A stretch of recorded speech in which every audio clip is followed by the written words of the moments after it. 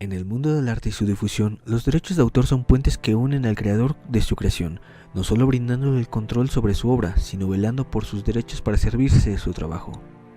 Este vínculo legal adquiere mayor relevancia a medida que la obra aumenta su audiencia, como de los beneficios económicos que se sirven de esta. La obra nacional mexicana, El Chavo del Ocho, es un ejemplo que nos enseña la importancia en la certeza de estos derechos. En el presente video se pretende explicar una de las polémicas que ha perdurado por décadas y su final no pareciera tan entendible para muchos, sobre todo si hablamos de que, en esta serie de 7 temporadas, los problemas y disputas legales por los derechos y autorías se han vuelto tan conocidos como la obra misma. En disputas como las de Carlos Villagrán con el personaje de Kiko, Edgar Villar con el señor Barriga o de María de Antonieta de las Nieves como la Chilindrina, dejan en la controversia los derechos respecto de la obra como de los personajes, llevando esta polémica a dificultades de difusión en varios países, tal como menciona el artículo de la cadena BBC en 2020.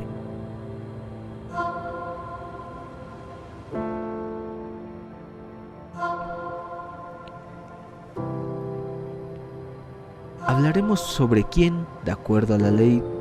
es el creador de la obra El Chavo del Ocho, de quién posee los derechos de la marca correspondiente a la franquicia, como de los derechos de los personajes. En la que nos enfocamos especialmente es en las problemáticas que aquejan a la obra de finales de los 80, revisando antecedentes como la salida de Carlos Villagrán del programa y sus interpretaciones en producciones externas con el personaje Kiko, dando una serie de conclusiones sobre este escenario actual. ¿Quién creó al Chavo del Ocho? El dilema del autor. ¿Quién es el creador? En primer lugar, debemos aterrizar los términos. En el presente trabajo nos valdremos de las definiciones que arroja la ley mexicana, así como los tratados internacionales que la nación se ha comprometido a respetar. Como autor, los artículos 11, 12 y 13 de la Ley Federal del Derecho de Autor entiende a este último como la persona física que ha creado una obra literaria y artística, dentro de los ámbitos señalados en el artículo 13,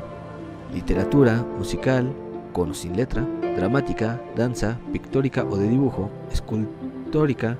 y de carácter plástico, caricatura e historieta, arquitectónica, cinematográfica y demás obras audiovisuales, programas de radio y televisión, programas de cómputo, fotografía, obras de arte que incluyen el diseño textil o gráfico y de compilación integrada por las colecciones de obras tales como enciclopedias, las analogías y de obras u elementos como las bases de datos, siempre que dichas colecciones por su selección o la disposición de su contenido de materias constituyen una creación intelectual. Teniendo en cuenta claros estos términos, hemos de separar la polémica en dos ámbitos: la obra en general, los personajes que la componen y los problemas legales que resuenan en la actualidad respecto a la obra audiovisual El Chavo del Ocho. Su autoría corresponde al hombre Roberto Gómez Bolaños, Chespirito, siendo este el beneficiario de los derechos morales y patrimoniales con respecto a su creación, conforme a los artículos 19 y 20, en este caso de los derechos morales como de los 24 y 25 para los patrimoniales. Sobre Roberto Gómez Bolaños, nació el 21 de febrero de 1929.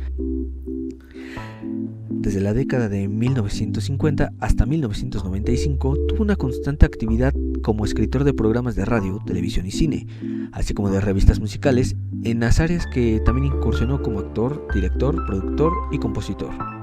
Es considerado creador e intérprete de los personajes y series de televisión El Chavo del Ocho y El Chapulín Colorado. Roberto dejó la tierra de los vivos en el año 2003 y estos derechos han pasado a manos de sus herederos, en este caso sus hijos y Florinda Mesa. ¿Quién tiene los derechos del Chavo del Ocho? Como se menciona en el artículo de la BBC, de acuerdo con varios medios locales, se trata de una disputa entre la cadena Televisa, dueña de los derechos del programa, y la familia de Gómez Bolaños, quien es propietaria de los derechos de explotación comercial de los personajes. De ser cierto lo mencionado por el mismo artículo, Roberto Gómez Bolaños habría cedido los derechos únicamente hasta el 31 de julio de 2020, motivo por el cual, si bien la cadena Televisa tiene derechos sobre el programa, conforme a la ley de derechos de autor, se menciona que los dueños de los derechos patrimoniales pueden autorizar o prohibir comunicación, distribución, importación y divulgación de la obra, sin perjuicio de los derechos de uso y goce que se benefician las empresas como Televisa o McDonald's de la marca El Chavo del Ocho, a través de acuerdos contractuales que se le otorgan un sustancioso beneficio, siendo la renovación de un contrato bajo nuevos términos el menor de los problemas. ¿Quién tiene los derechos de los personajes? Entendiendo que don Roberto Gómez Bolaños ha fallecido, los derechos morales y patrimoniales pasan a sus herederos. Es aquí menester aclarar algunos conceptos en los que es fácil confundirse. Recurrentemente, el artista o intérprete goza de derechos conexos con respecto a la entidad ficticia que actúa, pero dentro del elenco de los personajes de la obra El Chavo del Ocho, la cosa es bastante más compleja. Tomando de ejemplo el caso personal y judicial de María Antonieta de las Nieves, es descrito que si bien Chespirito creó a los personajes para dotarlos de nombres, cada actor fue partícipe integral en la constitución de personalidad, desarrollo e incluso vestimenta de cada uno de estos, siendo más un caso de coautoría en el que, si tomamos como cierta la afirmación de doña María en los tribunales que han fallado a su favor respecto a la autoría del personaje, significa que estos actores también son autores, creadores de estos, siendo la base legal que permitió que personajes emblemáticos como la Chilindrina, Kiko o Don Ramón hicieran aparición en funciones y programas ajenos al célebre programa que se transmite con la recurrencia de la temática del Chavo del Ocho, es decir, la visita del Chavo, sin perjuicio de que en esencia don Roberto Gómez Bolaños y por consecuente sus derechos como la televisora Televisa también tengan parte de estos derechos. ¿Qué pasó con la salida de Carlos Villagrán del programa y por qué pudo seguir interpretando a Kiko? En el año 1978 fue el tiempo en el que Roberto Gómez Bolaños y Carlos Villagrán entraron en conflicto, siendo que el último mencionado pudo seguir haciendo uso del personaje que había interpretado por años, conservando la esencia de este, pero con leves alteraciones en su nombre. Esto generó un problema cuando se pudo entender como autoría. En realidad se encontraba un caso de coautoría. Sirviéndonos de las palabras de don Carlos respecto a su célebre personaje de ropas negras y su característico sombrero, era Q y yo le puse K. Por mis pistolas lo seguía haciendo. Él, Chespirito, registró caricaturas de todos nosotros. Supo que había dinero. Él había escrito un libreto, traía los nombres, pero cada uno hizo su personaje, dejando entender que era un más conflicto de autoría de los personajes en lugar de un simple conflicto de derechos de autor. Podemos indicar que, en paralelo a esta disputa, don Ramón Valdés, intérprete del conocido Don Ramón, salió del programa junto con don Carlos, y que en palabras de su nieto, Miguel Valdés, hacia el canal de televisión chileno TVN, que el principal motivo que lo llevaría a abandonar el programa sería para evitar los conflictos que comenzaban a generarse entre María Antonieta de las Nieves y Florinda Mesa, así como brindar un respaldo a don Carlos. ¿Cómo está actualmente el conflicto? Nuevamente debemos distinguir el caso de María Antonieta de las Nieves para con los derechos de la autoría del personaje La Chilindrina se encuentra ya resuelto, dicho en sus palabras,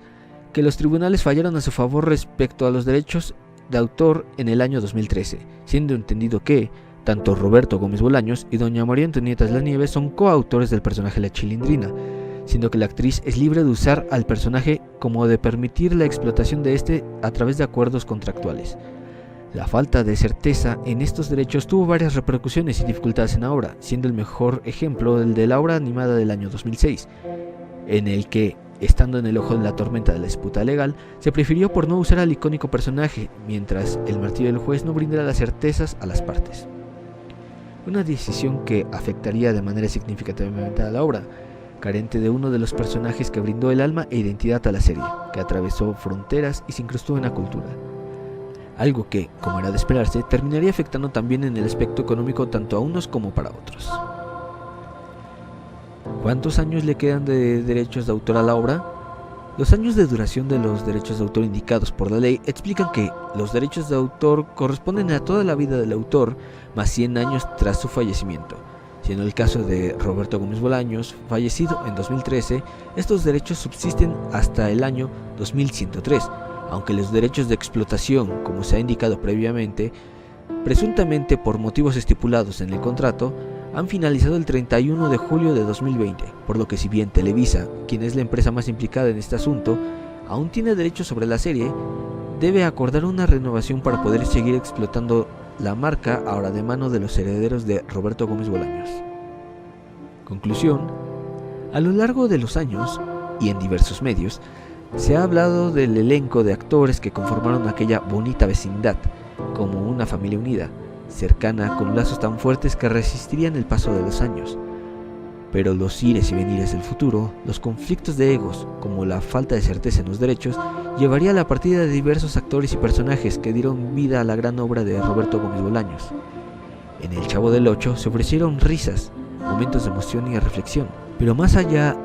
de las cámaras nos enseña la importancia de los derechos, como de la necesidad de los términos claros en una obra que, antes de que sus problemas se vuelvan demasiado grandes como para resolverlos fácilmente, una lección que todo creador debe tener en claro si espera poder vivir de su arte.